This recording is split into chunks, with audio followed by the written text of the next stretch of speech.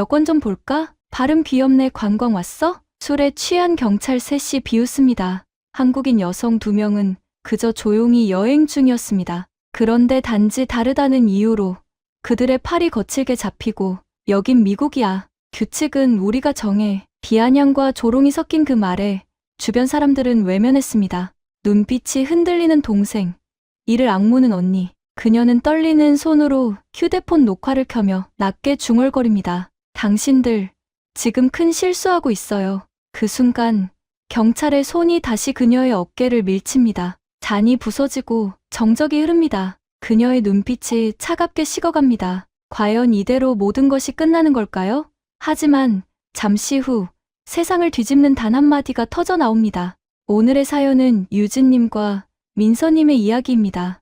영상 시청 전 구독과 좋아요를 눌러주시면 제작에 큰 힘이 됩니다. 2025년 3월의 어느 금요일 오후, 미국 조지아주 남부의 한적한 도로 위를 달리는 은색 세단 한 대가 있었습니다. 차창 밖으로는 끝없이 펼쳐진 평야와 낡은 농가들이 지나갔고 가끔씩 낡은 간판들이 나타났다가 사라지곤 했습니다. 차 안에서는 잔잔한 재즈 음악이 흘러나오고 있었습니다. 운전석에 앉은 여성은 31살의 유진이었습니다. 그녀는 검은색 선글라스를 쓰고 있었고 단정하게 묶은 머리카락이 그녀의 날카로운 이목구비를 더욱 돋보이게 했습니다. 조수석에는 그녀와 똑같이 생긴 쌍둥이 동생 민서가 앉아 있었습니다. 민서는 창밖을 바라보며 작은 한숨을 내쉬었습니다. 언니, 우리 정말 휴가 맞아? 민서가 물었습니다. 그녀의 목소리에는 피로가 묻어났습니다. 일주일 내내 애틀랜타에서 회의만 하다가 이제야 숨 좀 쉬는 것 같아.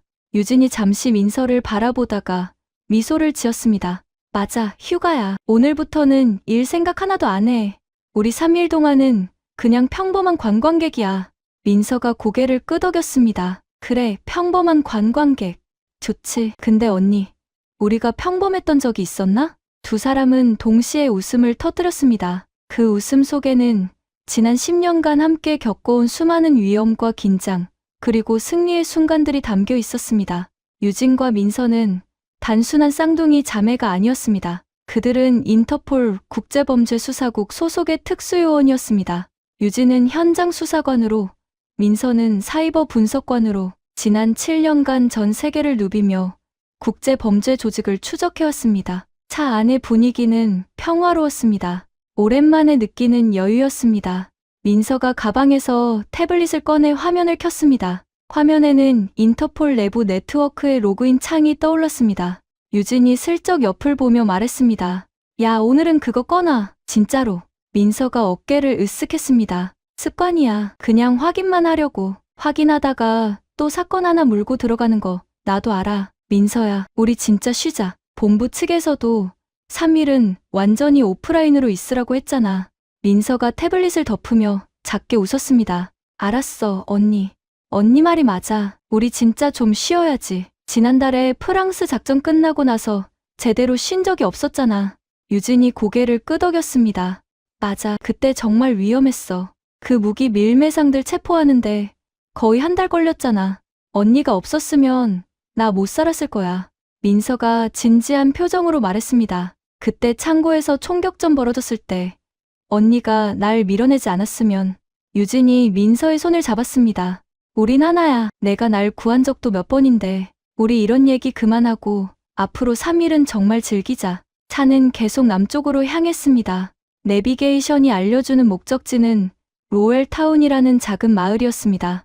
인구 3,000명 정도의 시골 마을로 관광 안내서에도 거의 나오지 않는 곳이었습니다. 하지만 민서가 인터넷에서 우연히 발견한 이 마을은 남부 특유의 고즈넉한 분위기와 아름다운 자연경관으로 유명했습니다. 무엇보다 조용했습니다. 그것이 두 자매가 원하던 것이었습니다. 오후 5시경, 차는 로웰타운의 입구에 도착했습니다.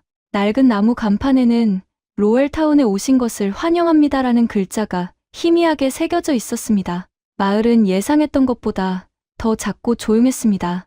메인 스트리트를 따라 몇 개의 상점과 식당, 그리고 오래된 교회가 보였습니다. 사람들은 별로 보이지 않았습니다. 간혹 현관에 앉아있는 노인들이나 개를 산책시키는 주민들이 전부였습니다. 생각보다 정말 작네. 민서가 창밖을 보며 말했습니다. 좋잖아. 조용하고 우리한테 딱 맞는 곳이야. 유진이 대답했습니다. 두 사람은 미리 예약해둔 작은 모텔을 찾아갔습니다. 모텔은 마을 외곽에 위치한 2층짜리 건물로 페인트가 벗겨진 외벽과 낡은 간판이 세월의 흔적을 말해주고 있었습니다. 하지만 방은 생각보다 깨끗했고 침대도 편안해 보였습니다. 짐을 풀고 샤워를 마친 후 두 사람은 저녁을 먹으러 나가기로 했습니다. 마을에 괜찮은 식당 있을까? 민서가 물었습니다. 유진이 휴대폰으로 검색을 해봤습니다. 여기 로엘 바앵그릴이라는 데가 있네. 평점도 괜찮고 현지 음식 맛볼 수 있대. 가보자. 배고파. 저녁 6시 30분 두 자매는 로엘 바앵그릴 앞에 도착했습니다. 건물은 붉은 벽돌로 지어진 단층 건물이었고 입구에는 네온 사인이 깜박이고 있었습니다. 문을 열고 들어서자 컨트리 음악이 흘러나왔고 나무 테이블과 의자들이 늘어서 있었습니다. 바 카운터에는 몇 명의 남자들이 앉아 맥주를 마시고 있었고 구석에서는 당구를 치는 사람들도 보였습니다. 두 사람은 창가 자리에 앉았습니다. 곧 중년의 여성 웨이트리스가 다가왔습니다. 어서 오세요. 처음 오시는 분들이네요. 네, 여행 중이에요. 유진이 미소를 지으며 대답했습니다. 그렇군요. 메뉴 여기 있어요. 천천히 고르세요. 두 사람은 메뉴를 보며 주문을 했습니다. 버거와 감자튀김, 그리고 맥주 2잔. 간단하지만 충분했습니다. 음식이 나오기를 기다리는 동안 민서가 주위를 둘러보며 말했습니다. 여긴 진짜 시간이 멈춘 것 같아. 저기 저 사람들 봐. 아마 매일 같은 자리에 앉아서 같은 얘기를 나누겠지. 유진이 고개를 끄덕였습니다. 그래, 그게 나쁜 건 아니야. 어쩌면 그게 평화로운 거겠지. 우리처럼 매일 긴장하고 사는 것보다 훨씬 나을 수도 있어. 언니는 가끔 그런 삶을 꿈꾸지 않아? 그냥 평범하게 사는 거? 유진이 잠시 생각에 잠겼습니다. 그녀의 눈빛이 멀리 창밖을 향했습니다. 꿈꾸지. 가끔. 하지만 우리는 그렇게 살 수 없잖아. 우린 이미 너무 많은 걸 봤어. 세상의 어두운 면을. 그걸 모른 척하고 살 수는 없어. 민서가 언니의 손을 잡았습니다. 언니, 우리 언젠가는 정말 쉴 수 있을까? 그럼, 언젠가는, 그때까지는 우리가 할 수 있는 일을 하는 거야. 정의를 위해서. 음식이 나왔습니다. 두 사람은 오랜만에 편안한 마음으로 식사를 시작했습니다. 버거는 육즙이 풍부했고, 감자튀김은 바삭했습니다. 맥주는 시원했습니다. 한동안 두 사람은 아무 말 없이 식사에 집중했습니다.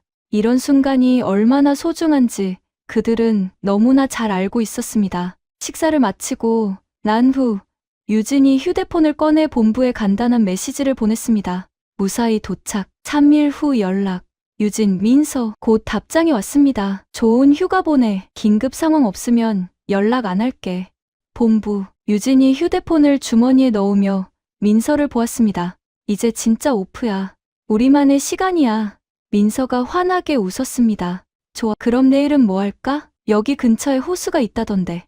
거기 가볼까? 좋지. 아침에 천천히 일어나서 여유롭게 아침 먹고 산책하고 책도 읽고 완전히 우리 페이스대로 완벽해. 두 사람은 식당을 나서며 밤 공기를 들이마셨습니다. 하늘에는 별들이 가득했습니다. 도시에서는 절대 볼 수 없는 광경이었습니다. 민서가 하늘을 올려다보며 감탄했습니다.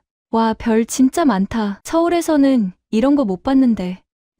정말 아름답네. 두 사람은 잠시 그 자리에 서서 별을 바라보았습니다. 그 순간만큼은 그들은 요원이 아니었습니다. 그저 우주의 광활함 앞에 선 2명의 평범한 인간이었습니다. 그들은 자신들이 얼마나 작은 존재인지 그리고 동시에 얼마나 소중한 존재인지 느꼈습니다. 모텔로 돌아오는 길, 유진의 휴대폰이 진동했습니다. 화면을 보니 본부에서 온 메시지가 아니라 오래된 동료에게서 온 것이었습니다. 유진, 민서 잘 쉬어. 너희들 덕분에 우리가 일할 수 있어. 항상 고마워. 제이슨. 유진이 민서에게 메시지를 보여주었습니다. 민서가 웃으며 말했습니다. 제이슨 형 따뜻하네. 우리도 답장 보내자. 유진이 답장을 보냈습니다. 고마워, 형.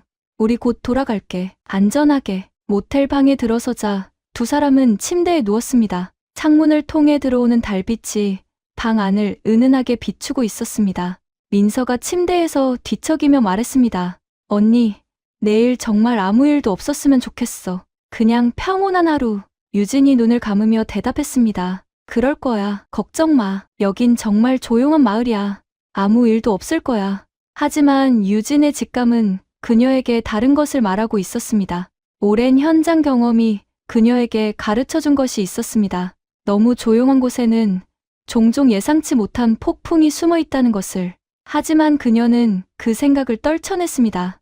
오늘만큼은 그냥 평범한 여행자로 있고 싶었습니다. 밤은 깊어갔습니다. 마을은 고요했고 별들은 계속 빛나고 있었습니다. 두 자매는 깊은 잠에 빠져들었습니다. 그들은 몰랐습니다. 내일 그들이 마주하게 될 현실을, 그리고 그 현실이 그들의 삶을 어떻게 뒤흔들게 될지. 하지만 지금 이 순간만큼은 그들은 평화로웠습니다. 그리고 그것으로 충분했습니다. 다음 날 토요일 저녁, 유진과 민서는 하루 종일 마을 근처 호수를 산책하고 돌아왔습니다. 오후에 따스한 햇살 아래서 책을 읽고 물가에 앉아 도시락을 먹으며 보낸 시간은 그들에게 오랜만에 평온함을 선물했습니다. 두 사람은 웃음을 나누었고 어린 시절 이야기를 하며 추억에 잠기기도 했습니다. 저녁 6시가 넘어서야 그들은 다시 로엘 바행 그릴로 향했습니다. 어제 먹었던 버거가 생각났고 무엇보다 그곳의 편안한 분위기가 마음에 들었기 때문입니다. 식당 문을 열고 들어서자 어제보다 훨씬 많은 사람들이 보였습니다. 주말 저녁이라 그런지 거의 모든 테이블이 차 있었고 바 카운터에도 사람들이 빼곡히 앉아 있었습니다. 컨트리 음악 소리가 어제보다 크게 울려 퍼졌고 사람들의 웃음소리와 대화 소리가 뒤섞여 왁자지껄했습니다. 유진과 민서는 창가 자리를 찾아 앉았습니다. 같은 웨이트리스가 다가와 반갑게 인사했습니다. 어제도 오셨던 분들이네요. 마을 마음에 드세요? 네, 정말 좋아요. 조용하고 평화로워서요. 민서가 대답했습니다. 그럼 다행이네요. 오늘도 버거 드실 건가요? 네, 그리고 맥주 2잔이요. 웨이트리스가 주문을 받고 간 후 유진이 주위를 둘러보았습니다. 대부분 현지 주민들로 보이는 사람들이었습니다. 가족 단위로 온 사람들도 있었고 친구들끼리 온 듯한 젊은이들도 보였습니다. 바 카운터 쪽에는 중년 남성들이 모여 앉아 큰 소리로 이야기를 나누고 있었습니다. 그들의 목소리는 술 기운 때문인지 점점 커지고 있었습니다. 언니, 저기 사람들 좀 시끄럽지 않아? 민서가 바 카운터 쪽을 가리키며 말했습니다. 유진이 그쪽을 슬쩍 보았습니다. 좀 그러네. 그냥 신경 쓰지 말자. 우리끼리 얘기하면 돼. 음식이 나왔습니다. 두 사람은 식사를 시작했습니다. 처음 15분 정도는 평화로웠습니다. 그들은 오늘 호수에서 본 풍경에 대해 이야기를 나누었고 내일은 마을 외곽에 있는 작은 박물관에 가보기로 했습니다. 하지만 그 평화는 오래가지 못했습니다. 바 카운터에서 일어난 3명의 남성이 그들의 테이블 쪽으로 걸어왔습니다. 그들은 모두 30대 후반에서 40대 초반으로 보였고 제복을 입고 있었습니다. 경찰 제복이었습니다. 허리에는 권총과 수갑이 차 있었고 가슴에는 배지가 달려 있었습니다. 세 사람 모두 얼굴이 붉게 상기되어 있었고 걸음걸이가 불안정했습니다. 술에 취한 것이 분명했습니다. 그들 중 가장 덩치가 큰 남자가 유진과 민서의 테이블 앞에 멈춰 섰습니다. 그는 팔짱을 끼고 두 자매를 위아래로 훑어보았습니다. 그의 눈빛에는 호기심과 무언가 불편한 감정이 섞여 있었습니다. 어이, 여기 처음 보는 얼굴들인데? 그가 말했습니다. 그의 목소리는 거칠었고 술 냄새가 풍겼습니다. 유진이 잠시 그를 바라보다가 정중하게 대답했습니다. 네, 여행 중이에요. 여행? 어디서 왔는데? 다른 경찰이 물었습니다. 그는 좀 더 마른 체격이었고 콧수염을 기르고 있었습니다. 한국에서 왔어요. 민서가 대답했습니다. 세 경찰은 서로 눈빛을 교환했습니다. 그들의 입가에 비슷한 웃음이 번졌습니다. 그것은 환영의 웃음이 아니었습니다. 어딘가 비아냥거리는 무례한 웃음이었습니다. 한국? 와, 먼 데서 왔네. 발음 좀 귀엽네요. 세 번째 경찰이 말했습니다. 그는 가장 젊어 보였지만 눈빛은 가장 날카로웠습니다. 유진과 민서는 서로를 보았습니다. 그들은 오랜 경험으로 이런 상황을 익히 알고 있었습니다. 표면적으로는 호의적인 척하지만 그 안에는 편견과 차별의 감정이 숨어있는 태도. 하지만 그들은 침착함을 유지했습니다. 여기서 불필요한 마찰을 일으킬 이유가 없었습니다. 감사합니다. 저희 식사 중이니까 즐거운 저녁 보내세요. 유진이 예의 바르게 말하며 다시 음식으로 시선을 돌렸습니다. 하지만 새 경찰은 자리를 뜨지 않았습니다. 오히려 더 가까이 다가왔습니다. 덩치 큰 경찰이 의자 등받이에 손을 올리며 몸을 숙였습니다. 야, 우리가 말 걸었는데 그냥 가면 안 되지. 여긴 우리 마을이야. 여기 온 사람들은 우리한테 인사 좀 해줘야지. 그의 목소리에는 강압적인 톤이 섞여 있었습니다. 민서의 표정이 굳어졌습니다. 그녀는 포크를 내려놓고 새 경찰을 똑바로 바라보았습니다. 저희는 그냥 조용히 식사하고 싶어요. 무례하게 굴 생각은 없었습니다. 무례? 우리가 무례하다고? 코수염 경찰이 목소리를 높였습니다. 우린 그냥 친절하게 인사하려던 건데 너희들이 거만하게 구는 거 아냐? 주변 사람들의 시선이 하나둘씩 이쪽으로 쏠리기 시작했습니다. 대화 소리가 줄어들었고 긴장감이 식당 안에 퍼지기 시작했습니다.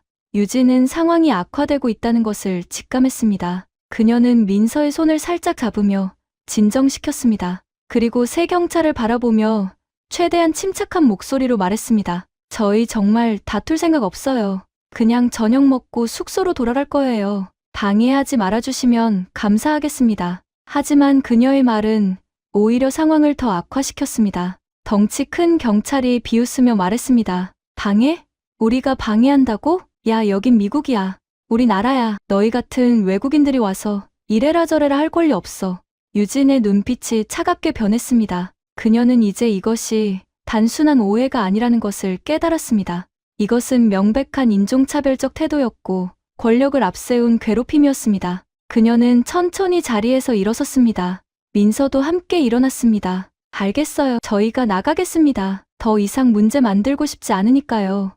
유진이 말했습니다. 하지만 새 경찰은 그들이 지나가는 길을 막아섰습니다. 가장 젊은 경찰이 유진의 어깨를 밀었습니다. 그리 세게 밀지는 않았지만 그것은 명백한 신체 접촉이었고 위협이었습니다. 잠깐, 그렇게 급하게 갈 거 없잖아? 신분증 좀 보자. 우리 경찰이거든. 신원 확인 좀 해야겠는데? 유진은 그 순간 자신의 심장이 빠르게 뛰는 것을 느꼈습니다. 하지만 그것은 두려움 때문이 아니었습니다. 그것은 분노였습니다. 오랜 세월 동안 그녀가 참아왔던, 억눌러왔던 분노가 가슴 속에서 끓어오르고 있었습니다. 하지만 그녀는 그 분노를 드러내지 않았습니다. 대신 그녀는 더욱 침착해졌습니다. 위험한 상황에서 감정을 통제하는 것, 그것이 그녀가 인터폴에서 배운 가장 중요한 기술이었습니다. 신분증 확인은 합리적인 의심이 있을 때만 가능합니다. 저희가 무슨 법을 어겼나요? 유진이 조용하지만 단호하게 물었습니다. 덩치 큰 경찰이 코웃음을 쳤습니다. 법? 여기서는 우리가 법이야. 우리가 의심스럽다고 하면 의심스러운 거야. 그 순간 유진은 결심했습니다. 이 상황을 기록해야 한다고. 그녀는 주머니에서 휴대폰을 꺼냈습니다. 화면을 켜고 녹화 버튼을 눌렀습니다. 새 경찰은 그것을 보았지만 신경 쓰지 않는 듯 했습니다. 오히려 더 오만해졌습니다. 뭐 하는 거야? 코수염 경찰이 물었습니다. 기록하는 거예요. 이 상황을, 당신들의 말과 행동을. 유진이 대답했습니다. 기록? 웃기네. 그거 소용없어. 여긴 우리 구역이고 우리 말이 곧 진실이야. 바로 그때 덩치 큰 경찰이 민서의 팔을 잡았습니다. 그의 손은 거칠었고 힘이 세었습니다. 민서가 소리쳤습니다. 손 떼세요. 하지만 경찰은 오히려 더 세게 잡았습니다. 시끄러워. 외국인 주제에 여기서 큰 소리 치지 마. 주변 사람들이 모두 지켜보고 있었습니다. 하지만 아무도 나서지 않았습니다. 몇몇은 휴대폰을 꺼내 촬영을 시작했지만 대부분은 그저 불편한 표정으로 지켜볼 뿐이었습니다. 이 마을에서 경찰은 절대적인 권력이었습니다. 누구도 그들에게 맞서려 하지 않았습니다. 유진의 눈빛이 얼음처럼 차갑게 변했습니다. 그녀는 천천히, 아주 천천히 입을 열었습니다. 당신들, 지금 큰 실수하고 있어요. 그 말에는 경고가 담겨 있었습니다. 하지만 새 경찰은 그것을 알아듣지 못했습니다. 그들은 그저 비웃을 뿐이었습니다. 그들은 자신들이 무엇을 하고 있는지, 그리고 앞으로 무슨 일이 벌어질지 전혀 예상하지 못했습니다. 상황은 순식간에 악화되었습니다. 덩치 큰 경찰이 민서의 팔을 더욱 세게 비틀자 민서의 얼굴이 고통으로 일그러졌습니다. 유진은 본능적으로 앞으로 나서려 했지만 코수염 경찰이 그녀의 앞을 막아섰습니다. 식당 안의 분위기는 완전히 얼어붙었습니다. 컨트리 음악은 여전히 흘러나오고 있었지만 아무도 그것을 듣지 않았습니다. 모든 시선이 이 충돌에 고정되어 있었습니다. 이건 단순한 신원 확인이야. 외국인들은 항상 신분을 증명할 의무가 있어. 덩치 큰 경찰이 말했습니다. 그의 목소리에는 거짓된 공식성이 묻어났습니다. 마치 자신의 행동을 정당화하려는 듯한 어조였습니다. 유진은 깊은 숨을 들이마셨습니다. 그녀의 마음속에서는 수많은 생각이 빠르게 스쳐 지나갔습니다. 여기서 물리적으로 저항한다면? 아니, 그들은 무장한 경찰이고 자신들은 비무장 상태입니다. 법적으로 대응한다면? 하지만 이곳은 그들의 영역이고 증인들은 침묵하고 있습니다. 그렇다면 남은 선택지는 하나뿐이었습니다. 증거를 확보하고 이 상황을 기록하는 것, 그리고 적절한 순간까지 참는 것입니다. 알겠습니다. 유진이 조용히 말했습니다. 신분증 보여드릴게요. 하지만 제 동생 팔 좀 놔주세요. 당신이 지금 하는 행동은 과잉 대응입니다. 덩치 큰 경찰이 비웃었습니다. 과잉 대응? 내가 판단할 일이야. 너희가 저항하니까 이렇게 하는 거지. 우리 저항한 적 없어요. 민서가 고통을 참으며 말했습니다. 그냥 식사하려고 했을 뿐이에요. 입 닥쳐. 가장 젊은 경찰이 소리쳤습니다. 여기서 말 많으면 공무집행방해로 체포할 수도 있어. 유진은 가방에서 여권을 꺼냈습니다. 그녀의 손은 떨리지 않았습니다. 오히려 놀라울 정도로 안정적이었습니다. 이것은 그녀가 수년간 훈련받은 결과였습니다. 극한의 스트레스 상황에서도 냉정함을 유지하는 능력. 그녀는 여권을 덩치 큰 경찰에게 건넸습니다. 경찰은 여권을 받아 대충 훑어 유진박? 31살? 직업은 뭐라고 써있지? 유진은 대답하지 않았습니다. 여권에는 그녀의 직업이 컨설턴트로 표기되어 있었습니다. 인터폴 요원들이 신분을 위장할 때 자주 사용하는 직업이었습니다. 경찰은 관심 없다는 듯 여권을 되돌려 주었습니다. 이제 내 차례야. 그가 민서를 보며 말했습니다. 민서도 여권을 꺼내 건넸습니다. 경찰은 똑같이 대충 보더니 돌려주었습니다. 하지만 그들은 자리를 뜨지 않았습니다. 오히려 더 가까이 다가왔습니다. 이제 그들의 의도는 명확했습니다. 이것은 신원 확인이 아니었습니다. 이것은 괴롭힘이었고 권력의 과시였으며 인종차별적 폭력이었습니다. 너희들 여기서 뭐 하는 거야? 진짜로. 코수염 경찰이 물었습니다. 관광? 아니면 다른 목적? 관광이라고 했잖아요. 유진이 대답했습니다. 그녀의 목소리는 여전히 차분했지만 그 안에는 강철 같은 단단함이 있었습니다. 수상해. 왜 하필 이런 작은 마을에 왔어? 큰 도시도 많은데. 조용한 곳을 찾고 있었어요. 조용한 곳? 가장 젊은 경찰이 비웃었습니다. 아니면 뭔가 숨기려고? 이 순간 유진은 깨달았습니다. 이들은 이성적인 대화가 불가능한 상태라는 것을. 술에 취해 있을 뿐만 아니라 그들의 편견과 오만함이 모든 판단력을 마비시켰다는 것을. 그녀는 민서를 바라보았습니다. 민서의 눈에는 두려움과 분노가 섞여 있었습니다. 하지만 그 아래에는 언니에 대한 신뢰도 있었습니다. 그들은 쌍둥이였습니다. 말하지 않아도 서로의 생각을 읽을 수 있었습니다. 주변 테이블에 앉아있던 몇몇 손님들이 휴대폰으로 이 장면을 촬영하고 있었습니다. 유진은 그것을 확인했습니다. 좋습니다. 증인이 있고 영상이 있습니다. 이것은 나중에 중요한 증거가 될 것입니다. 하지만 지금 당장은 이 상황을 어떻게든 무사히 넘겨야 했습니다. 우리 이제 가도 될까요? 유진이 물었습니다. 신원 확인도 했고 우리가 법을 어긴 것도 없잖아요. 덩치 큰 경찰이 팔짱을 끼며 고개를 저었습니다. 아직 끝난 거 아니야. 너희들 태도가 마음에 안 들어. 경찰한테 이렇게 건방지게 구는 거 처음 봤어. 건방지게요? 민서가 참지 못하고 말했습니다. 우리가 뭘 잘못했는데요?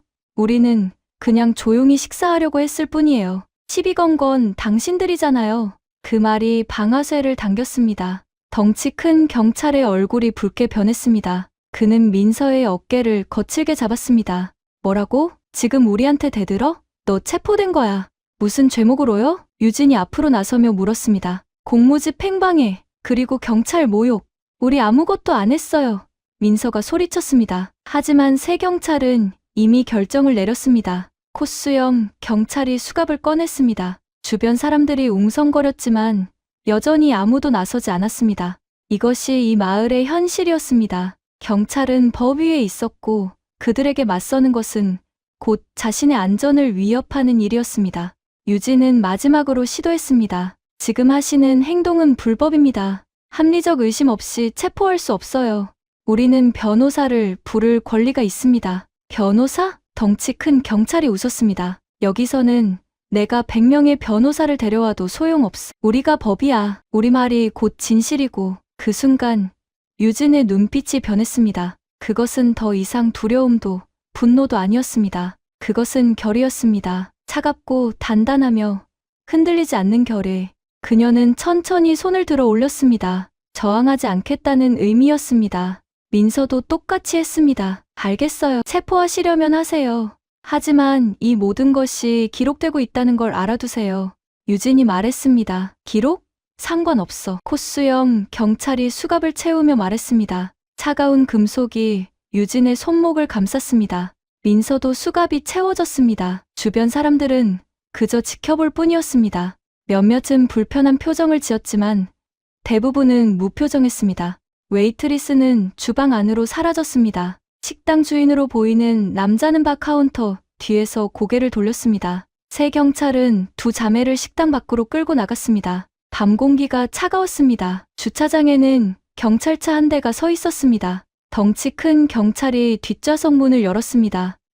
유진과 민서는 차에 탔습니다. 문이 닫혔고 시동이 걸렸습니다. 차가 움직이기 시작했습니다. 어둠 속으로 유진은 창밖을 바라보았습니다. 거리의 가로등들이 하나씩 지나갔습니다. 그녀의 마음속에서는 계획이 빠르게 짜여지고 있었습니다. 이것은 끝이 아니었습니다. 이것은 시작이었습니다. 민서가 작은 목소리로 속삭였습니다. 언니, 유진이 동생의 손을 잡았습니다. 수갑 때문에 움직임이 제한되었지만 그들의 손은 닿았습니다. 그것만으로도 충분했습니다. 그들은 혼자가 아니었습니다. 그리고 그들은 이미 준비되어 있었습니다. 이것은 그들의 첫 번째 전쟁이 아니었으니까요. 경찰차는 계속 어둠 속을 달렸습니다. 하지만 그 어둠 속에서 두 자매의 눈은 여전히 빛나고 있었습니다. 정의의 빛으로 경찰차는 로웰타운의 중심가를 벗어나 외곽으로 향했습니다. 가로등이 점점 드물어지고 어둠이 짙어졌습니다. 뒷좌석에 앉은 유진과 민서는 침묵 속에서 각자의 생각에 잠겨 있었습니다. 하지만 그들의 마음은 결코 무너지지 않았습니다. 오히려 더욱 또렷해지고 있었습니다. 이것은 그들이 수없이 경험해온 순간이었습니다. 부당함 앞에서 무력해 보이지만 실은 가장 강력한 무기를 준비하고 있는 순간, 바로 진실과 증거라는 무기를요. 유진은 창밖을 응시하며 머릿속으로 상황을 정리했습니다. 식당에서의 모든 대화가 그녀의 휴대폰에 녹음되어 있었습니다. 비록 지금 그 휴대폰이 압수당할 가능성이 높지만 중요한 것은 그것만이 아니었습니다. 식당에 있던 다른 사람들도 촬영을 했습니다. 이미 영상은 누군가의 휴대폰에 저장되어 있을 것이고 어쩌면 이미 소셜미디어에 올라갔을지도 모릅니다. 그리고 무엇보다 중요한 것은 민서가 항상 몸에 지니고 다니는 작은 장치였습니다. 민서는 겉으로는 침착해 보였지만 그녀의 손가락은 조용히 움직이고 있었습니다. 그녀가 차고 있는 시계는 단순한 시계가 아니었습니다. 그것은 인터폴이 현장 요원들에게 제공하는 긴급 송신기였습니다. 작은 버튼 하나만 누르면 그들의 위치 정보와 긴급 신호가 인터폴 본부로 전송되는 장치였습니다. 민서는 수갑이 채워진 상태에서도 조심스럽게 시계의 측면 버튼을 찾았습니다. 그리고 3초간 길게 눌렀습니다. 시계가 아주 미세하게 진동했습니다. 신호가 전송되었다는 의미였습니다. 바로 그 순간 지구 반대편 뉴욕에 위치한 인터폴 북미 지부의 통신실에서는 경보음이 울렸습니다. 당직 근무 중이던 분석관이 화면을 확인했습니다. 그의 눈이 커졌습니다. 긴급 코드 47-B. 현장 요원 긴급 신호. 상급 요원이 달려왔습니다. 누구야? 유진 박과 민서 박입니다. 현재 위치는 조지아주 로웰타운. 신호 코드로 볼 때 부패 관련 수사 중 위협 상황입니다. 즉시 추적 시작. 현지 FBI 사무소에 연락해. 그리고 실시간 위치 추적 활성화. 알겠습니다. 거대한 시스템이 움직이기 시작했습니다. 하지만 유진과 민서는 아직 그것을 알 수 없었습니다. 그들이 알 수 있는 것은 단지 신호가 전송되었다는 것뿐이었습니다. 이제 그들이 할 일은 버티는 것이었습니다. 그리고 증거를 계속 수집하는 것이었습니다. 경찰차가 멈췄습니다. 로엘타운 경찰서 앞이었습니다. 2층짜리 낡은 건물이었고 정면에는 미국 국기와 조지아주 깃발이 나란히 걸려 있었습니다. 세 경찰은 두 자매를 차에서 끌어냈습니다. 그들의 태도는 여전히 거칠었고 말투는 무례했습니다. 들어가. 덩치 큰 경찰이 명령했습니다. 경찰서 내부는 낡고 어두웠습니다. 형광등이 오래된 종이 냄새와 커피 냄새가 섞여 있었습니다. 전면 데스크에 앉아있던 여성 경찰관이 고개를 들었습니다. 그녀는 두 자매를 보더니 눈썹을 치켜 올렸습니다. 체포자? 공무집 행방에 덩치 큰 경찰이 대답했습니다. 여성 경찰관이 서류를 꺼냈습니다. 이름과 생년월일. 유진이 침착하게 대답했습니다. 유진 박, 1994년 6월 15일생. 민서 박, 1994년 6월 15일생. 민서도 따라 말했습니다. 여성 경찰관이 타이핑을 하며 물었습니다. 주소는?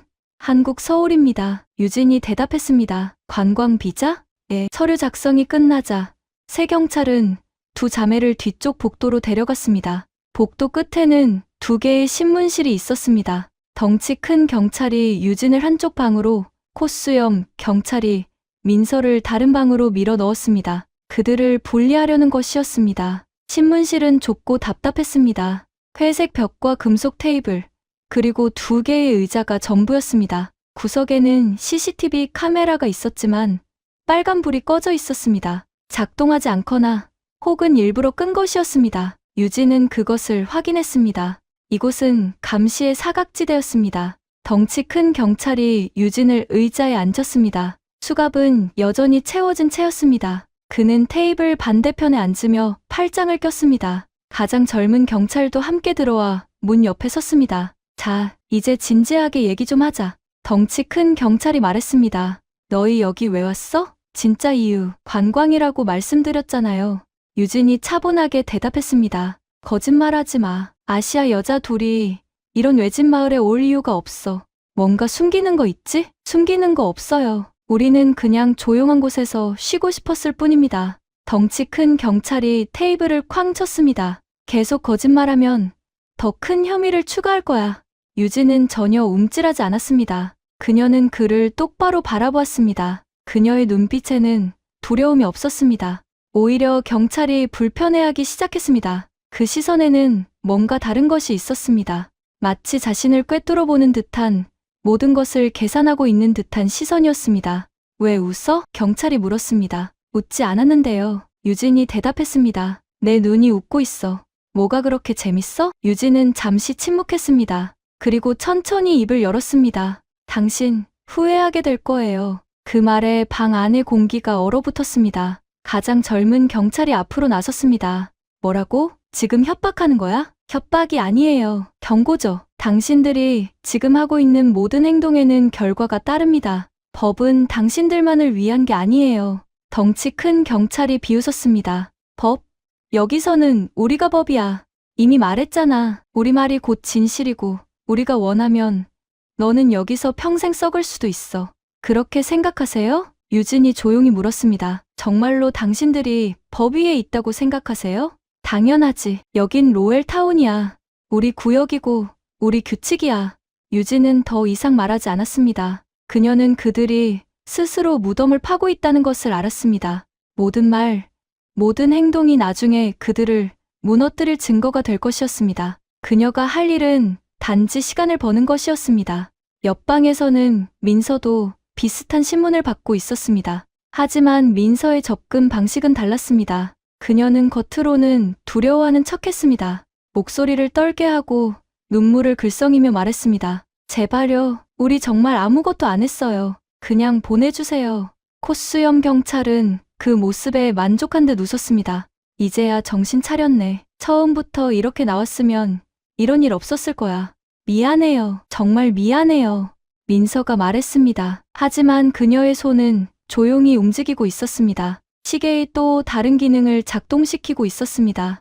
녹음 기능이었습니다. 이 모든 대화가 암호화된 클라우드 서버로 실시간 전송되고 있었습니다.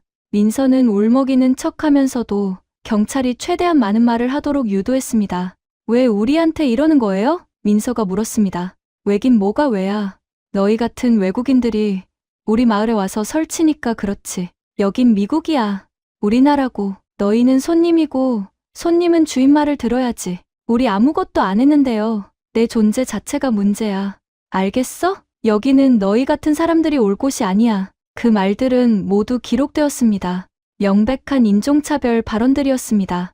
민서는 속으로 숫자를 세었습니다. 이제 충분한 증거가 모였습니다. 시간이 흘렀습니다. 새벽 2시가 되었습니다. 두 자매는 여전히 신문실에 있었습니다. 지치고 배고팠지만 그들의 정신은 여전히 또렷했습니다. 그리고 그들은 알고 있었습니다. 곧 모든 것이 바뀔 것이라는 것을. 그들이 보낸 신호가 이미 거대한 톱니바퀴를 돌리기 시작했다는 것을요. 새벽 2시 30분. 로엘타운 경찰서의 신문실은 여전히 형광등 아래 차갑게 빛나고 있었습니다. 유진은 금속 의자에 앉은 채 자신의 호흡을 고르게 유지했습니다. 수갑이 손목을 조이고 있었지만 그녀의 마음은 오히려 점점 더 자유로워지고 있었습니다. 이것은 역설적인 순간이었습니다. 물리적으로는 구속당했지만 정신적으로는 그 어느 때보다 명료했습니다. 그녀는 지난 7년간 인터폴 요원으로 일하며 수없이 목격해왔습니다. 권력이 부패하는 순간을, 정의가 왜곡되는 과정을, 그리고 그것이 결국 스스로를 무너뜨리는 결말을요. 덩치 큰 경찰은 이제 지쳐 보였습니다. 그는 몇 시간 동안 유진을 신문했지만 그녀로부터 어떤 약점도 찾아내지 못했습니다. 오히려 그는 점점 더 많은 말을 쏟아냈고 그 모든 말들은 자신의 오만함과 편견을 드러내는 증거가 되었습니다. 유진은 조용히 듣고 있었습니다.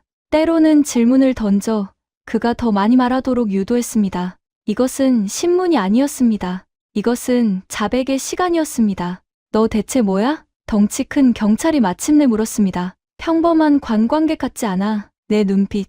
뭔가 다르다고. 유진이 처음으로 희미하게 미소 지었습니다. 제가 뭔지 알고 싶으세요? 말해봐. 곧 알게 되실 거예요. 아주 곧요. 그 순간 경찰서 전면 데스크에서 전화벨이 울렸습니다. 여성 경찰관이 받았습니다. 잠시 후 그녀의 목소리가 복도를 통해 들려왔습니다. 서장님, 긴급 전화입니다. FBI에서 온 전화예요. 덩치 큰 경찰의 얼굴이 굳어졌습니다. 그는 유진을 의심스럽게 바라보다가 서둘러 방을 나갔습니다. 문이 닫혔지만 복도에서 들려오는 목소리는 점점 커졌습니다. 긴장한 목소리, 당황한 목소리, 그리고 두려움이 섞인 목소리였습니다. 유진은 조용히 앉아 있었습니다. 그녀는 이제 시작이라는 것을 알고 있었습니다.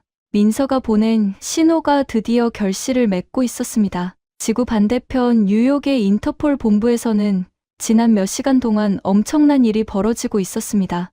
민서의 긴급 신호를 받은 즉시 분석팀은 그들의 위치를 추적했고 현지 FBI 애틀랜타 지부에 연락했습니다. 동시에 인터폴 본부는 국제법 집행 네트워크를 가동했습니다. 그리고 가장 중요한 것은 민서의 시계가 전송하고 있던 실시간 음성 데이터였습니다. 뉴욕 본부의 통신실에서는 기술팀이 밤새 작업했습니다. 그들은 민서의 장치가 보내온 모든 음성 파일을 복원하고 분석했습니다. 인종차별적 발언들, 불법 구금의 증거들, 권력 남용의 명백한 사례들이 모두 기록되어 있었습니다. 한선임 분석관이 헤드셋을 벗으며 말했습니다. 이건 명백한 인권 침해 사례입니다. 그리고 우리 요원들에 대한 직접적인 위협이고요. 작전 지휘관이 고개를 끄덕였습니다. FBI 공조팀에 모든 자료 전송해. 그리고 국무부에도 보고. 이건 외교적 사안이 될 수도 있어. 이미 진행 중입니다. 애틀랜타 지부에서 팀을 보내고 있어요. 1시간 내로 도착 예정입니다. 좋아. 유진과 민서에게 연락 시도해봐. 아직 안전한지 확인해야 해. 하지만 그들이 모르는 것이 있었습니다. 유진과 민서는 단순히 구조를 기다리는 피해자가 아니었습니다. 그들은 이미 반격을 시작했습니다. 조용하지만 치명적인 방식으로요. 민서가 있는 신문실에서는 상황이 달라지고 있었습니다. 코수염 경찰은 FBI의 전화 소식을 듣고 당황한 표정으로 돌아왔습니다. 그는 민서를 바라보며 불안한 목소리로 물었습니다. 너희 대체 누구야? 민서가 천천히 고개를 들었습니다. 그녀의 눈에서 두려움은 사라졌습니다. 대신 차갑고 단호한 빛이 자리 잡았습니다. 그녀는 더 이상 약한 피해자가 아니었습니다. 그녀는 사이버 분석관이었고 증거를 다루는 전문가였으며 무엇보다 정의를 실현하는 요원이었습니다. 제가 누구냐고요? 민서가 조용히 말했습니다. 제 언니와 저는 인터폴 국제범죄수사국 소속 요원입니다. 그리고 당신들이 지난 몇 시간 동안 한 모든 말과 행동은 이미 기록되어 본부로 전송되었어요. 경찰의 얼굴이 창백해졌습니다. 뭐라고? 놀랐죠? 민서가 계속 말했습니다. 당신들은 우리를 약한 외국인 여성으로 봤어요. 쉽게 위협하고 모욕하고 억압할 수 있는 대상으로요. 하지만 당신들은 몰랐죠. 우리가 누구인지, 우리가 무엇을 할 수 있는지. 이건 불법이야. 무영장으로 녹음하는 건. 민서가 고개를 저었습니다. 불법? 우리는 공무 수행 중이었어요. 그리고 우리 자신을 방어할 권리가 있었죠. 오히려 불법은 당신들이 한 행동이에요. 인종차별, 불법 구금, 폭력 행사, 그리고 권력 남용. 이 모든 게 증거로 남아 있어요. 경찰은 말을 잇지 못했습니다. 그의 손이 떨리기 시작했습니다. 그는 이제야 깨달았습니다. 자신들이 얼마나 큰 실수를 했는지, 그리고 그 대가가 얼마나 클 것인지를요. 유진이 있는 방에서도 비슷한 장면이 펼쳐졌습니다. 덩치 큰 경찰이 돌아왔을 때 유진은 이미 수갑에서 벗어나 있었습니다. 그녀는 테이블에 기대어 서 있었고 손목에는 붉은 자국이 남아 있었지만 그녀의 자세는 당당했습니다. 어떻게? 경찰이 말했습니다. 수갑 푸는 법은 기본 훈련 과정에 포함되어 있어요. 유진이 차분하게 설명했습니다. 하지만 저는 일부러 풀지 않았어요. 당신들이 더 많은 증거를 만들어주기를 기다렸거든요. 너 체포해. 체포? 유진이 웃었습니다. 그것은 냉소가 아니었습니다. 그것은 오히려 슬픈 웃음이었습니다. 당신은 아직도 모르는군요. 이미 끝났어요. 당신들의 시대는요. 바로 그때 경찰서 밖에서 사이렌 소리가 들려왔습니다. 하나가 아니었습니다. 여러 대의 차량이 동시에 도착하는 소리였습니다. 밝은 불빛이 창문을 통해 안으로 쏟아져 들어왔습니다. 덩치 큰 경찰이 창밖을 보았습니다. 그의 입이 벌어졌습니다. FBI 차량 5대와 인터폴 연락 차량 1대가 경찰서를 포위하고 있었습니다. 검은 양복을 입은 요원들이 차에서 내렸습니다. 그들의 움직임은 정확했고 표정은 단호했습니다. 선두의 선 남성이 경찰서 정문으로 걸어왔습니다. 그의 가슴에는 FBI 배지가 달려 있었습니다. 정문이 열렸습니다. FBI 특수요원이 들어서며 큰 목소리로 말했습니다. FBI 공민권 침해 조사팀입니다. 이 건물의 모든 인원은 현재 위치를 유지하십시오. 우리는 인터폴 요원 2명의 석방을 요구합니다. 전면 데스크에 여성 경찰관이 얼어붙었습니다. 복도에 있던 다른 경찰들도 모두 멈춰섰습니다. 로웰타운 경찰서에 시간이 멈춘 것 같았습니다. 유진은 신문실 문을 열고 나왔습니다. 복도에서 민서도 나왔습니다. 두 자매는 서로를 바라보며 고개를 끄덕였습니다. 그들은 무사했습니다. 그리고 그들은 이겼습니다. 정의의 방식으로요. FBI 요원들이 경찰서 안으로 들어섰지만 상황은 예상만큼 순조롭게 풀리지 않았습니다. 로웰타운 경찰서의 서장이 나타났기 때문입니다. 그는 60대 초반의 백발 남성으로 30년 넘게 이 마을의 치안을 책임져온 인물이었습니다. 그의 얼굴에는 세월의 주름과 함께 권위에 대한 오만함이 깊이 새겨져 있었습니다. 그는 FBI 요원들을 보고도 전혀 당황하지 않았습니다. 오히려 그는 팔짱을 끼고 냉소적인 미소를 지으며 말했습니다. FBI라고 해서 여기서 마음대로 할 수 있다고 생각하시나요? 여기는 우리 관할 구역입니다. 우리에겐 적법한 체포 권한이 있었고 피의자들은 공무집 행방해로 구금되어 있습니다. FBI 선임 요원이 서류를 꺼내 보였습니다. 이 두 사람은 인터폴 소속 현직 요원입니다. 그들에 대한 구금은 국제법 위반이며 우리는 그들의 즉각적인 석방을 요구합니다. 서장은 서류를 대충 훑어보 고개를 저었습니다. 인터폴이라고요? 그들이 신분을 밝혔나요? 아니죠. 그들은 단지 관광객이라고만 했습니다. 우리가 어떻게 알 수 있었겠습니까? 게다가 그들은 우리 부하 직원들에게 폭언을 했고 저항했습니다. 이건 명백한 범죄 행위입니다.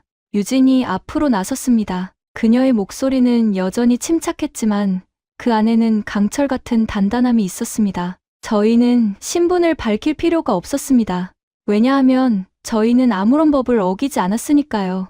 오히려 당신네 경찰들이 먼저 인종차별적 발언으로 우리를 모욕했고 정당한 이유 없이 우리를 구금했습니다. 이 모든 과정이 녹음되어 있고 증거로 제출될 것입니다. 서장의 표정이 굳어졌습니다. 하지만 그는 쉽게 물러서지 않았습니다. 녹음이라고요? 그것도 불법 아닙니까? 상대방의 동의 없이 녹음하는 건 조지아주 법으로 금지되어 있습니다. 민서가 끼어들었습니다. 조지아는 일방 동의주의입니다. 대화 당사자 중 한 명만 동의하면 녹음이 합법이에요. 그리고 우리는 공무 수행 중 자기 방어 목적으로 기록했습니다. 이건 완전히 합법이에요. 서장은 잠시 침묵했습니다. 그의 눈빛이 날카로워졌습니다. 그는 오랜 세월 이 작은 마을에서 절대적인 권력을 누려왔습니다. 그 누구도 그에게 도전하지 않았고 그의 말은 곧 법이었습니다. 하지만 지금 두 명의 젊은 여성이 그의 권위에 정면으로 맞서고 있었습니다. 이것은 그가 용납할 수 없는 일이었습니다. 좋습니다. 서장이 말했습니다. 그렇다면 우리도 우리 방식대로 처리하겠습니다. 이 두 사람은 아직 조사가 끝나지 않았으므로 석방할 수 없습니다. FBI가 원하신다면 정식 영장을 가져오시죠. FBI 요원이 인상을 찌푸렸습니다. 서장님, 이건 국제적 외교 문제가 될 수 있습니다. 인터폴과 미국 정부 간의 협력 관계를 고려해 주시기 바랍니다. 협력은 상호 존중에서 나오는 겁니다. 우리 관할권을 존중해 주신다면 우리도 협력하겠습니다. 하지만 지금은 우리 법 집행 과정이 진행 중입니다. 상황은 교착 상태에 빠졌습니다. 유진과 민서는 서로를 바라보았습니다. 그들은 이런 상황을 예상하지 못했습니다. 서장은 생각보다 교활했고 법의 허점을 이용해 시간을 끌고 있었습니다. 더 큰 문제는 이 마을 전체가 그의 편이라는 것이었습니다. FBI가 아무리 힘이 세다 해도 지역 경찰의 비협조 속에서는 즉각적인 행동을 취하기 어려웠습니다. 서장이 부하 경찰들에게 명령했습니다. 이 두 사람을 다시 구치소로 데려가시오. 그리고 외부와의 접촉을 차단하시오. 잠깐만요. 민서가 소리쳤습니다. 이건 명백한 인권 침해예요. 하지만 덩치 큰 경찰과 다른 경찰들이 다가왔습니다. 이번에는 더 많은 경찰들이 있었습니다. 마을의 모든 경찰이 소집된 것 같았습니다. 그들은 유진과 민서를 다시 붙잡으려 했습니다. FBI 요원들이 막아섰지만 물리적 충돌을 일으킬 수는 없었습니다. 이것은 법의 영역이었고 아직 정식 명령이 내려오지 않은 상태였습니다. 바로 그 순간 덩치 큰 경찰이 민서를 거칠게 잡았습니다. 너무 세게 잡은 나머지 민서가 비틀거렸고 바닥에 무릎을 찧었습니다.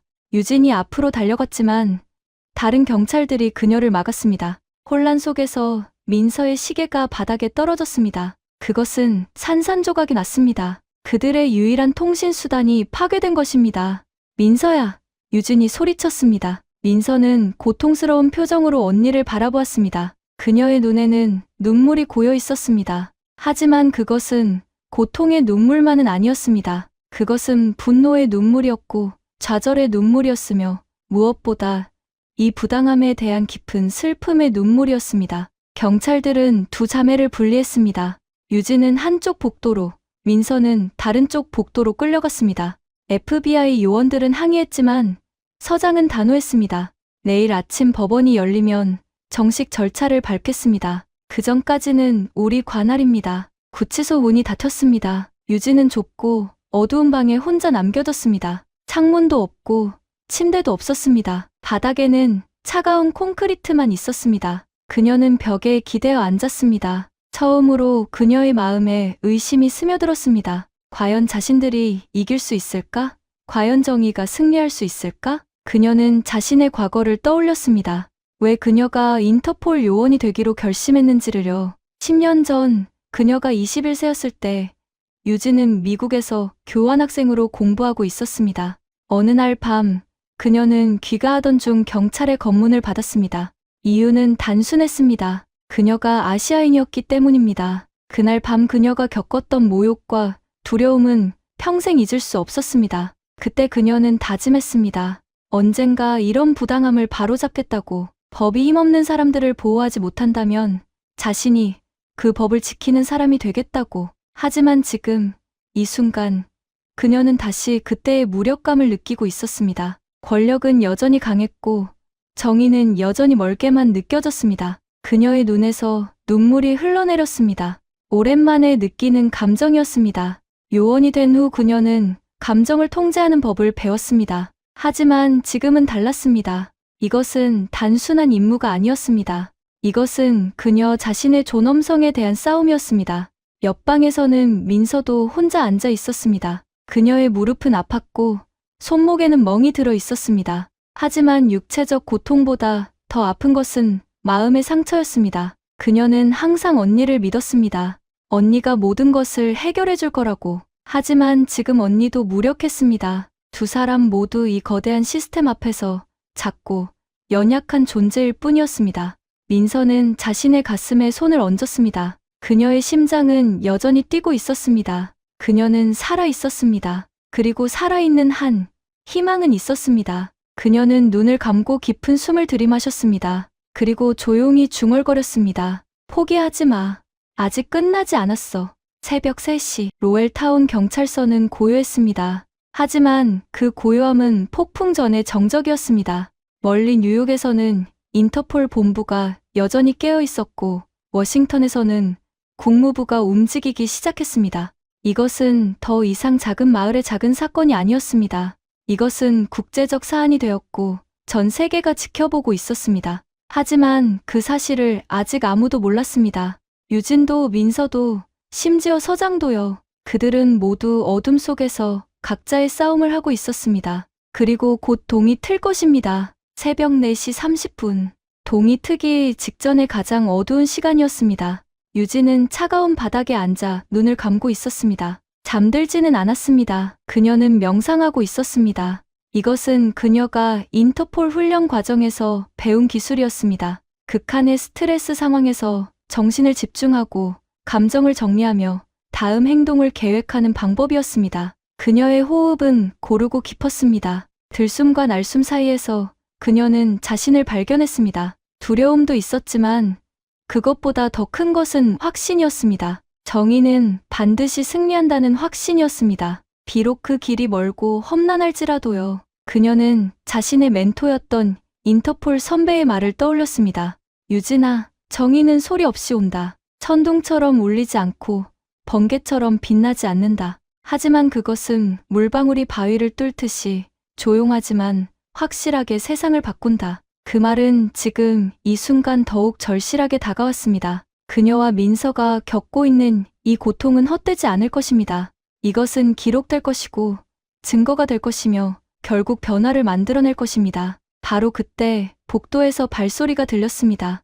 여러 명의 발소리였습니다. 급하고 무거운 발소리였습니다. 구치소 문이 열렸습니다. 덩치 큰 경찰과 가장 젊은 경찰이 들어왔습니다. 그들의 표정은 어제와 달랐습니다.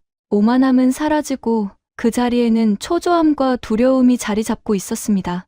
일어나. 덩치 큰 경찰이 말했습니다. 그의 목소리는 떨리고 있었습니다. 유진이 천천히 일어섰습니다. 어디로 가는 건가요? 질문하지 마. 그냥 따라와. 그들은 유진을 복도로 끌고 나왔습니다. 민서도 다른 경찰들에게 끌려 나오고 있었습니다. 두 자매는 복도에서 눈이 마주쳤습니다. 민서의 얼굴에는 멍이 들어 있었고 눈은 충혈되어 있었지만 그녀의 눈빛은 여전히 살아 있었습니다.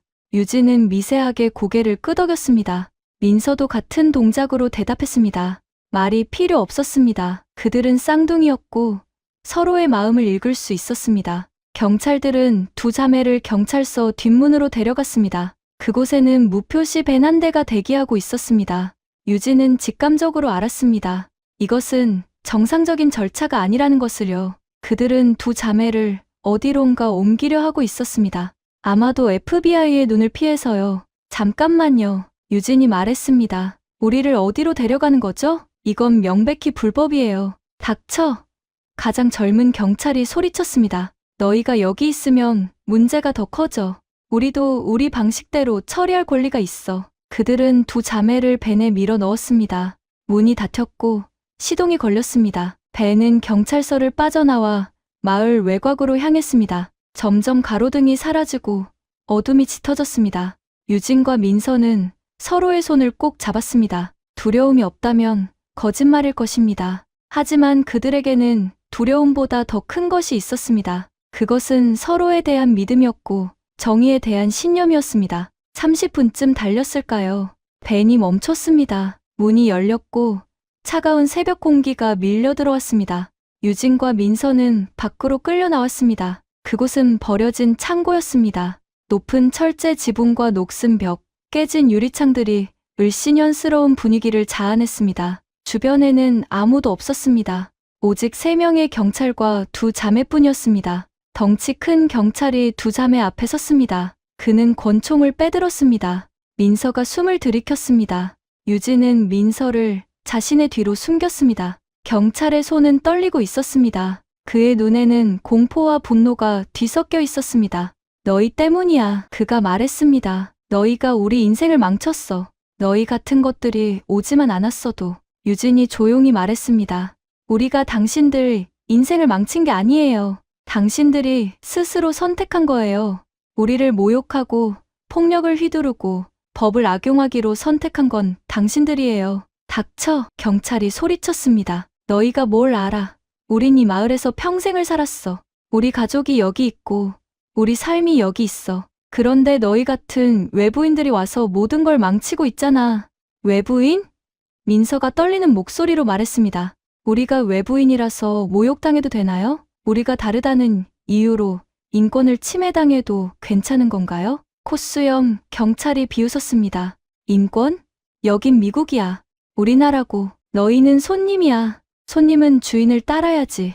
유진의 눈빛이 차갑게 빛났습니다. 당신들이 말하는 미국이 바로 그런 나라인가요? 힘없는 사람을 짓밟고 다른 사람을 차별하고 권력을 남용하는 나라요? 그게 당신들이 자랑스러워하는 미국인가요? 그 말에 경찰들은 말문이 막혔습니다. 잠시 침묵이 흘렀습니다. 동쪽 하늘이 조금씩 밝아지고 있었습니다. 새벽의 첫 빛이 창고 안으로 스며들어왔습니다. 그 빛 속에서 유진은 천천히 앞으로 걸어갔습니다. 권총이 그녀를 향하고 있었지만 그녀는 멈추지 않았습니다. 쏠 거면 쏘세요. 유진이 조용히 말했습니다. 하지만 알아두세요. 이미 너무 늦었어요. 우리가 여기 온 순간부터, 당신들이 우리를 모욕한 순간부터 모든 것이 기록되었어요. 우리 본부는 이미 모든 걸 알고 있어요. 우리가 여기서 사라진다 해도 진실은 사라지지 않아요. 바로 그 순간 멀리서 헬리콥터 소리가 들려왔습니다. 점점 가까워지는 소리였습니다. 새 경찰의 얼굴이 창백해졌습니다. 하늘을 올려다보니 여러 대의 헬리콥터가 접근하고 있었습니다. 그중 하나에는 인터폴 마크가, 다른 것들에는 FBI 마크가 선명하게 보였습니다. 유진이 미소를 지었습니다. 그것은 승리의 미소가 아니었습니다. 그것은 안도의 미소였고 정의가 마침내 도착했다는 것을 확인하는 미소였습니다. 그녀는 경찰을 바라보며 마지막으로 말했습니다. 이제 당신 목소리는 전 세계가 듣고 있어요. 민서가 주머니에서 작은 장치를 꺼냈습니다. 그것은 예비 송신기였습니다. 시계가 부서진 후에도 그녀는 이것을 숨겨두었던 것입니다. 그녀가 버튼을 눌렀습니다. 작은 빨간 불이 켜졌습니다. 라이브 스트리밍이 시작된 것입니다. 지금 이 순간 전 세계 인터폴 네트워크가 이 현장을 지켜보고 있었습니다. 헬리콥터가 착륙했습니다. 문이 열렸고 무장한 요원들이 쏟아져 나왔습니다. 동시에 여러 대의 차량이 창고를 포위했습니다. FBI, 인터폴, 그리고 주 경찰까지. 확성기에서 목소리가 울려 퍼졌습니다. 무기를 내려놓으십시오.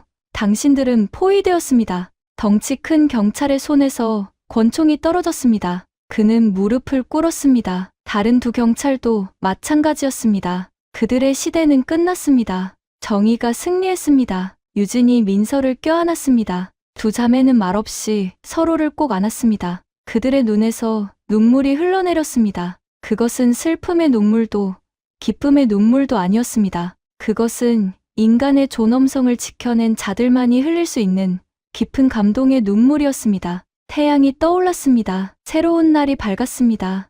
햇살이 창고 안으로 쏟아져 들어왔습니다. 먼지 입자들이 빛 속에서 춤을 추듯 떠다녔고 그 빛은 마치 새로운 시작을 알리는 신호처럼 느껴졌습니다. 유진과 민서는 여전히 서로를 껴안고 있었습니다. 그들의 몸은 떨리고 있었지만 그것은 두려움 때문이 아니었습니다. 그것은 오랜 긴장이 풀리면서 오는 자연스러운 반응이었고 동시에 그들이 겪어낸 모든 순간들이 주는 깊은 감동 때문이었습니다. 이것은 단순한 사건의 해결이 아니었습니다. 이것은 인간 존엄성의 승리였고 정의가 실현되는 과정을 직접 경험한 순간이었습니다. 인터폴 선임 요원이 다가왔습니다. 그는 50대 중반의 남성으로 20년 넘게 국제 범죄와 싸워온 베테랑이었습니다. 그의 이름은 데이비드 천이었고 유진과 민서의 직속 상관이었습니다. 그는 두 자매를 보자마자 안도의 한숨을 내쉬었습니다.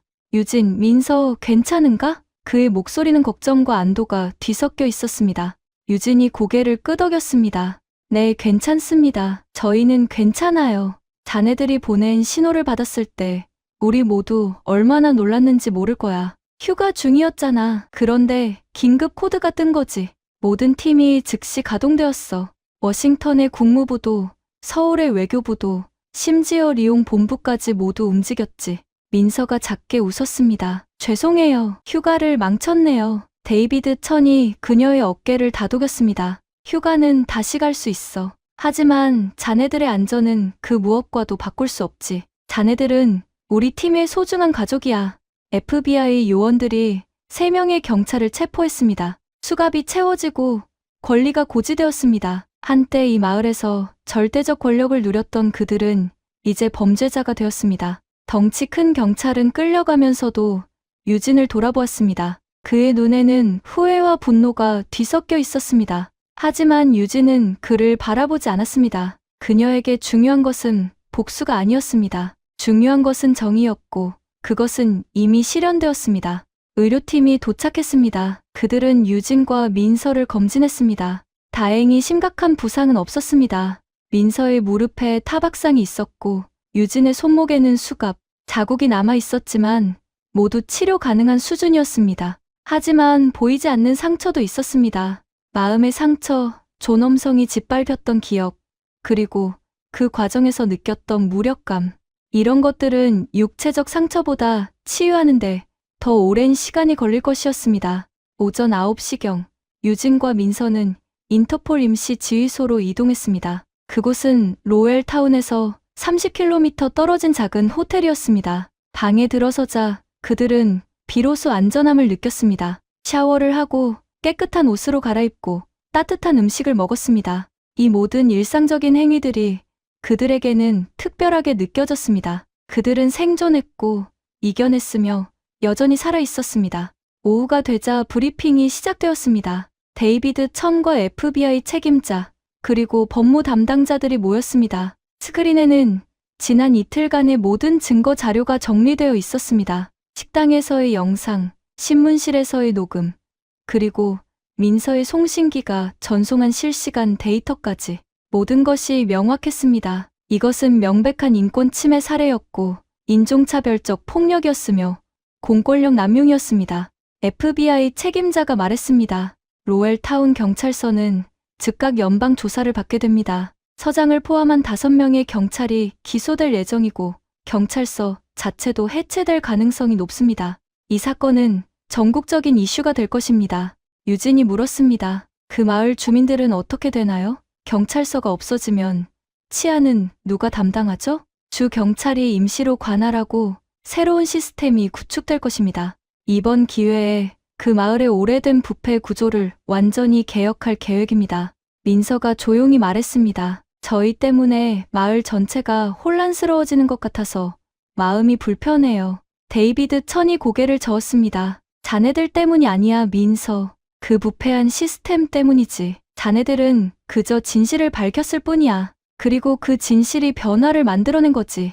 이건 자네들이 자랑스러워해야 할 일이야. 브리핑이 끝난 후 유진과 민서는 방으로 돌아왔습니다. 그들은 창가에 나란히 앉아 밖을 바라보았습니다.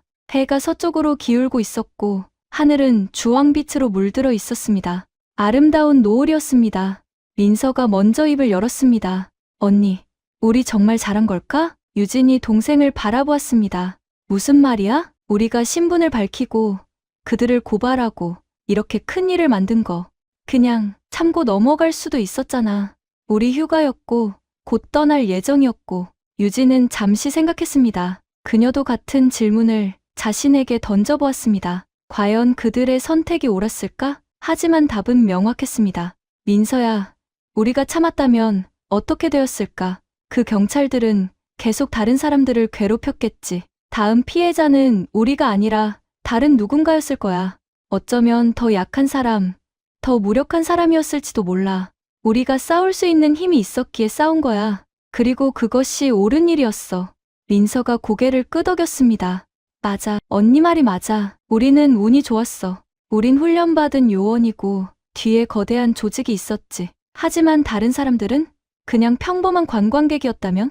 그들은 어떻게 했을까? 바로 그거야. 유진이 말했습니다. 우리가 이 일을 한 건 우리 자신만을 위한 게 아니야. 이건 모든 사람들을 위한 일이었어. 힘없는 사람들, 목소리 없는 사람들, 부당함 앞에서 무력했던 모든 사람들을 위한 거지. 두 사람은 다시 침묵에 잠겼습니다. 하지만 그것은 불편한 침묵이 아니었습니다. 그것은 이해와 공감의 침묵이었고 서로의 생각이 일치한다는 것을 확인하는 순간이었습니다. 며칠 후 뉴스가 터져 나왔습니다. 인터폴 요원, 미국 시골 마을 경찰 부패 폭로라는 제목으로 전 세계 언론이 이 사건을 보도했습니다. 로엘타운은 하루아침에 유명해졌습니다. 하지만 그것은 자랑스러운 명성이 아니었습니다. 그것은 부끄러움의 상징이 되었습니다. 마을 주민들은 충격에 빠졌습니다. 어떤 이들은 경찰을 옹호했지만 많은 이들은 진실을 알게 되면서 분노했습니다. 그들도 피해자였다는 것을 깨달았습니다. 그들도 오랫동안 부패한 시스템 아래에서 살아왔던 것입니다. 유진과 민서는 공식 인터뷰를 거부했습니다. 그들은 영웅이 되고 싶지 않았습니다. 그들은 그저 자신의 일을 했을 뿐이었습니다. 인터폴 본부는 그들의 의사를 존중했고 대신 공식 성명서만 발표했습니다. 정의는 침묵하지 않으며 부당함은 언젠가 드러난다. 2주일 후 유진과 민서는 다시 여행을 떠났습니다. 이번에는 조용한 해변 마을로 갔습니다. 그곳에서 그들은 진정한 휴식을 취했습니다. 바닷가를 걸으며 이야기를 나누고 책을 읽고 맛있는 음식을 먹었습니다. 그리고 가끔씩 그들은 로엘타운에서의 일을 떠올렸습니다. 그것은 악몽이었지만 동시에 그들에게 많은 것을 가르쳐준 경험이기도 했습니다. 어느 날 아침 두 사람은 해변의 작은 카페에 앉아 있었습니다. 커피 향이 좋았고 바다 소리가 평화로웠습니다. 민서가 휴대폰을 확인하다가 유진에게 보여주었습니다. 로엘타운에 새로운 경찰서장이 임명되었다는 뉴스였습니다. 그는 개혁 성향의 인물이었고 지역 사회와의 화해와 투명성을 약속했습니다. 변화가 시작되고 있네. 민서가 말했습니다. 응, 작은 변화지만 의미 있는 변화야. 유진이 대답했습니다. 우리가 한 일이 헛되지 않았구나. 그래, 그리고 이건 끝이 아니야. 이건 시작이지. 우리가 계속 싸워야 할 이유가 여전히 많아. 세상에는 아직도 부당함이 너무 많으니까. 민서가 언니의 손을 잡았습니다. 그럼 우리 계속하자. 함께. 유진이 미소 지었습니다. 물론이지. 우린 팀이잖아. 쌍둥이고 동료고 무엇보다 서로의 가장 큰 지지자니까.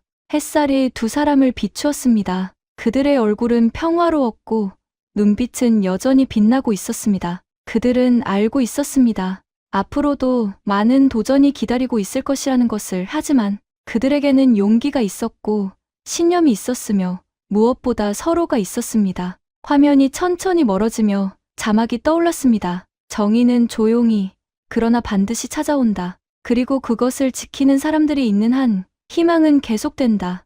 바다의 파도 소리와 함께 화면이 암전되었습니다. 하지만 그 어둠 속에서 우리는 알 수 있었습니다. 이것은 끝이 아니라 새로운 시작이라는 것을요.